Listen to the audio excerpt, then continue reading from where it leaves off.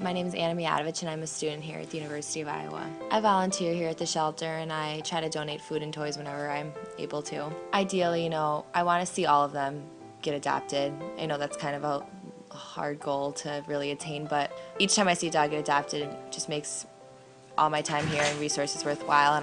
I just want to see one day all these animals adopted into loving homes. Willa Hamilton. I'm one of the animal control officers. I enforce state and local codes as they pertain to animals, and I do neglect and welfare investigations.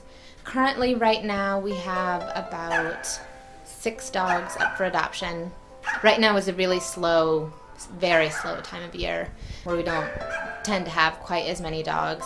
This time of year we might have between 10 and 20 visitors a day, probably max. I think the biggest struggle that we might have is trying to make people aware that a shelter is a great place to come and get a pet.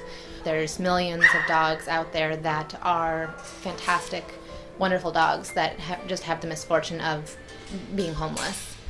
But people don't realize how expensive it is to have pets. The initial acquisition of a pet is cheap or free, but they don't think about the cost of vet bills and if the animal, gets sick. If you go to some of the pet stores, they are full of people all the time. And I think that that is something that needs to kind of motivate us to make people aware that a shelter is where they should be coming for an animal.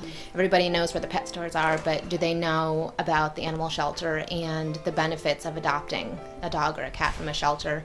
People will donate monetary donations to our foundation, and that helps us pay for food and medicine and surgeries, toys and things to kind of enrich the animals' lives.